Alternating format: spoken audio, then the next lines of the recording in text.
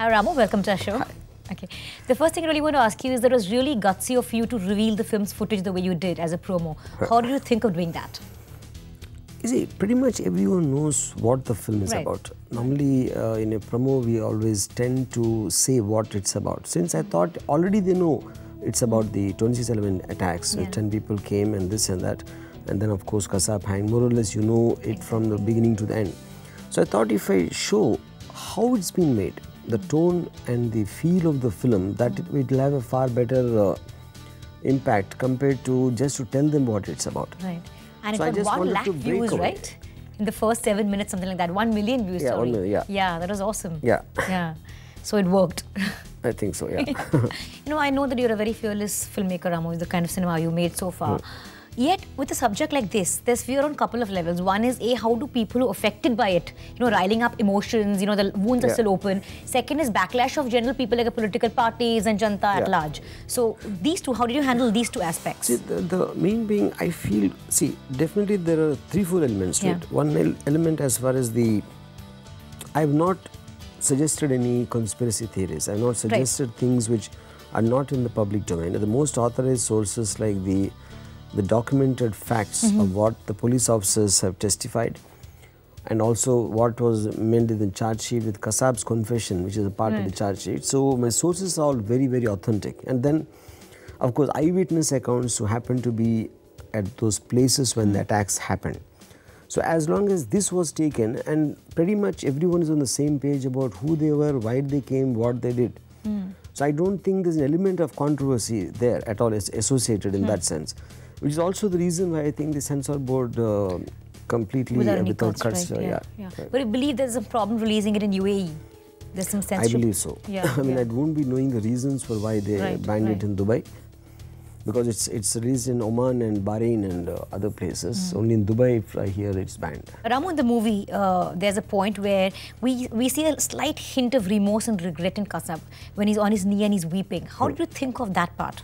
See, actually, if you look at it, when you saw a picture of Kasab in the CST station, which is widely published, where he had that glee in his eyes when he was gunning down people. Now, the same guy on the hospital bed on the same night, he looks like one of the victims, ironically, the way he's talking and all that. Then a jail officer told me he's like a maniac when he screams in the jail.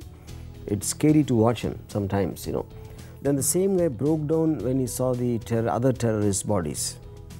So I'm saying all these human aspects are there, and if you look at it, when he was hung, he said, "Galti ho gaya, maaf kar do."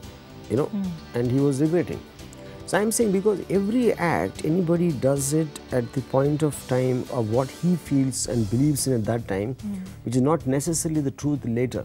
Because whether all of us do that to a degree. Kasab is an extreme case, I'm saying. But considering you're researching so much on this man, wasn't there ever a desperate, need or a feel within you to go, I want to see what this guy is like? Not really, because one thing I'm very sure they wouldn't have allowed me to do that, even if. But I never even wanted to try also, because the point is, it's not so much about knowing him as a person. I think it's much more to do with examining his deeds as an outsider, which is what I thought will be more interesting to the audience of they were with him out there in the whole night of between 9:30 and 1 till he got captured. To see him at various stages, how he's reacting, I think you'll understand him more than actually to spoon feed and tell what he's about. Right. So tell me, when did the idea first occur to you, Ramu, that we should make a movie on this? That idea I got when a chance conversation with Rakesh Maria, when I asked him, what are you doing on the night when the attack started? He said I was taking a shower.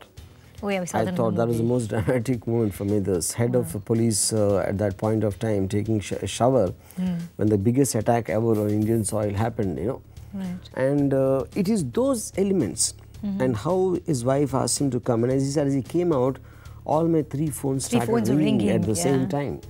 That's when I had a premonition. He said, there's something is happening in the city, And it is this, for me, in his narration sounded as dramatic as probably one of the events which were happening. Like when Leopold owner told me that he saw these 2 cops throwing stones. A cop throwing a stone is something I've never ever seen or could visualize something like that. But because they didn't have guns, they wanted to provoke a response to check out if the terrorists were still there in the Leopold you know. So I think this was the drama which never ever came out because it's not a part of the investigation. This is just like individual people's feelings and what they saw uniquely from their own perspective rather than a general perspective. In fact, some politician also said that Pakistan should learn from this movie. What is your reaction to that? I don't think it's about Pakistan. See, I very clearly mentioned it's not because something which is speculated, which is not proven, I do not want to get into that. Right. But the fact is that the 10 people came. Where they came from, who sent them, I think is relevant to the topic of 2611 film. Right. Because it only is isolating about those 10 people. It's an inhuman act which was committed against human beings. Absolutely. So whether it's a religion which backed it or a nation backed it or some person backed it, I think it's a separate chapter altogether. Totally. But have you shown the movie to the police department because it's very relevant to them? I mean, they were the ones fighting it out there. No, not really so far. But I just planning to show it to Mr. Rakesh Maria. Yeah, what I mean, I really like to know his reaction. Yeah. Yeah, but are they going to be watching the movie? Yeah, I mean, I think he's busy right now. Yeah. He might watch it tomorrow day after. You know, in the movie, the commandos come in. What we really wanted to see is more of the commandos take action because that's like redemption for us. You don't think of focusing more on that part? But see, the point is the commandos, actually there was I mean, they just surrounded and nothing really happened except for that. There's nothing more dramatic. You see, the urgency, the helplessness of the police, which happened between 9:30 and 1, I think is a far more dramatic aspect than hundreds of commandos surrounding and trying to hunt these two things down. And actually pretty much it was a waiting game what happened in that. There was no exchange of fire, not at a scale which we imagine. And also the point is, since Kasab is almost became the representative of 2611 because the only surviving terrorist, I wanted to stick to Kasab. So that was the focal point. We don't even know the other terrorists. Actually, nobody knows the names or faces of the other terrorists. You know, Yeah. See, you can make 10 films of 2611 and still you might not be able to touch the surface of it. Right. Like there's so many movies on 9/11. Every movie deals with something else. Yeah, so yeah. You know, it's like endless topic. Because the complexity and enormity of the whole incident. Yeah. Ramu, all your movies have this, you know, it's surrounded by controversy, either the subject or something around it. You like to always stay in the line of fire. I mean, how do you manage? I just, I'm interested in something which is very topical, which is very hard hitting, and then to go into the depths and study it and try to understand what caused it and to give it a cinematic representation.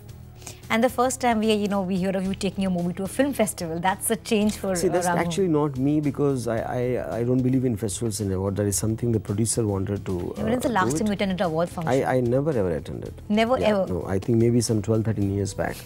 Yeah. But what about this one? No, I did not. I mean, that's what I'm saying. The producer wanted to send it, so I'm not really a part of that exercise. Now, Ramu, you've done so many movies now, and every time we see you doing something different. But are you at a stage where how much a movie makes, the 100 crores, all that doesn't matter to you?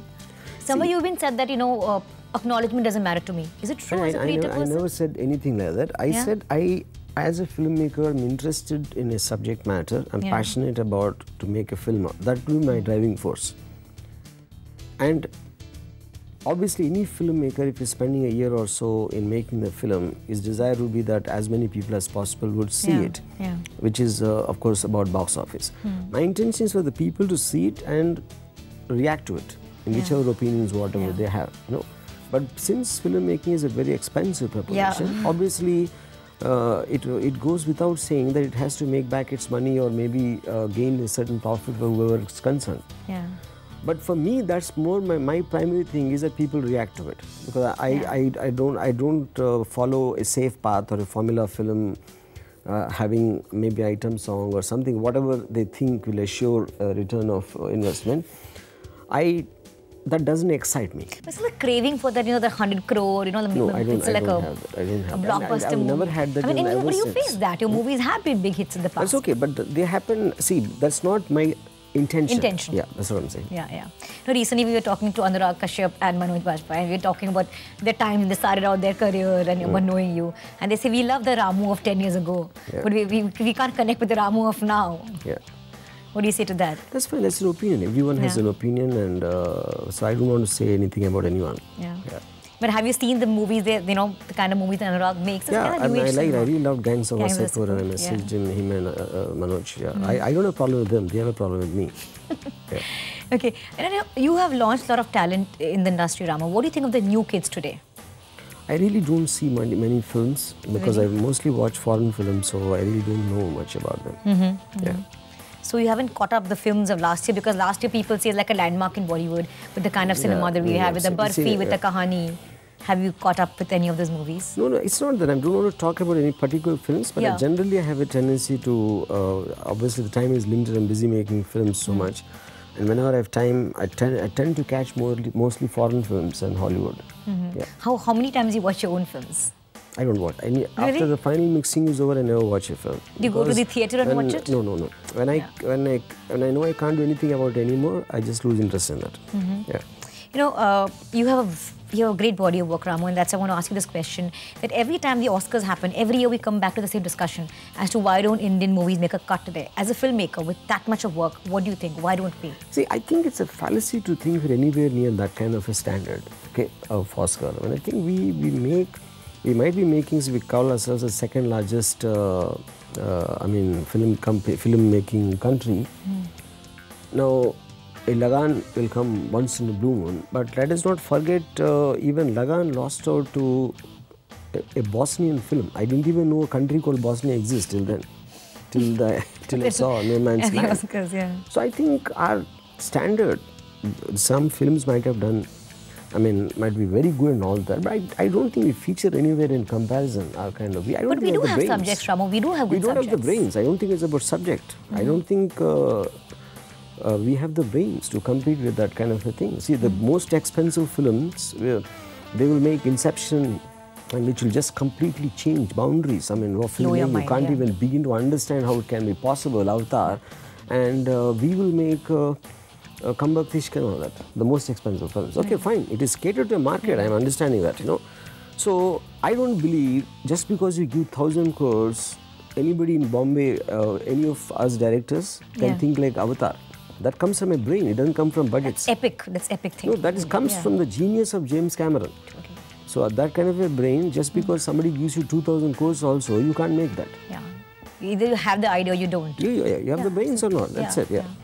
Tell me, Ramu, what is your fascination with the dark, with the horror? Where does it stem from, really? See, for me, I feel 95% of the people, they just, they're born, they go to school, and maybe they get some degree, they marry, and then they have kids, and they're busy in getting the kids getting married, and then they die. Those people don't interest me. Okay. Yeah, films related to simple people and simple problems, they don't interest me. I like to study people who are rebels, who are power oriented, who think differently from, who will startle me. How can a person exist? To study them is what of primary interest me. That is the reason I have a tendency and affinity towards dark films. So, can we say you're far from simple yourself? Would you think of yourself a very complex person? No, I am the most simplest person I know. And you make complex films? How is it possible? You got to have a similar psyche to crack them, right? To even get to the depth of... Not necessarily. See, I would like to think of myself as a naturalist. I'm studying a snake. I probably know the constitution of its poison. I know how it acts on the enzymes in the body. I know how its fangs function. I know that probably more than the snake itself, but I don't want to be a snake, and I'm not a snake. So you don't need to be a snake to know a snake. You can be a naturalist and know that. That's what I think. So you're still a very simple person at heart? Yeah. Okay, Ramu, you've portrayed women beautifully in your movies, okay? And suddenly there's this new wave of very strong women, women being in the center stage and all of that. What do you think of this thing? You think it's really here to stay, or just one little phase that will pass and go? I'm sure it'll stay. I think eventually we all follow Hollywood, whether we like it or not, we'll admit it or not. I think women-centric films have been there always. I think we'll always take about 20 years to catch up with them. Yeah. We also hear of a Satya sequel. True. Yeah. Is that in the cards? Yeah. Yeah. It's already being shot. Maybe around 40% of it is over, actually. Okay. What about Sarkar? Yeah. That will happen sometime in the year. But it will, right? Yeah. But you can't imagine directing an all-out romantic film, Ramu. There's romances there in small ways in your movies. Yeah, see, I'll probably do something, because I see simplistic romance doesn't interest me anymore. I just, unless something in the subject matter really sounds very exciting and a new angle of how to look at it or how to shoot it, if that comes, I might. Yeah, because that'll be interesting seeing Ramu doing the unthinkable. Yeah. I guess that'll be a challenge to your own self, right? Yeah. Okay, we also hear about how you're inviting Karan Johar to watch the film. That's like a very big change from... Yeah, see, because 27 is not just one more film I made, and I think since it's a representation of the most horrific event which ever happened, and I feel a certain pride in it, and I would like to show it to some contemporary prominent filmmakers, of which Karan obviously is one of them, and that's the reason I wanted him to see it. So you left everything behind, all your exchange awards, so that will just keep going on. That also explained a lot. The most of the thing with me and Karan was actually hyped by the media, more than what was there. Yeah. So I think this guy who plays Ajmal Kasab in the movie, I think his life is really going to change now. Or will it? Or will it? Yeah, I really don't know. I mean, because I mean, he's been highly appreciated, and it's not a joke that the fact that an actor of capable of Nana Patekar is there, still he managed to hold on to his own, is a big thing. And brave enough to even agree to do the role. Yeah. Did you meet a lot of people who weren't very keen to do the role? No, actually, scared to do it? No, not really. In fact, I had lots of people dying to do it. Yeah. And he fitted the part the most. Is this film closest to your heart, Ramu? Because it's a subject that's close to everybody's heart, really. Yeah, definitely. I mean, I think it changed me a lot as a person, the research of this film, because I've been exposed to such complexities and nuances of human behavior when they're put in extreme situations. So eventually, you are nothing but a sum total of your experiences. So I think the experience of 2611 definitely has put a mark on it. So you've set the benchmark really high. You've got to outdo yourself in the next one. Yeah. Thank you so much, Ramu. It's a pleasure talking to you. Thank you.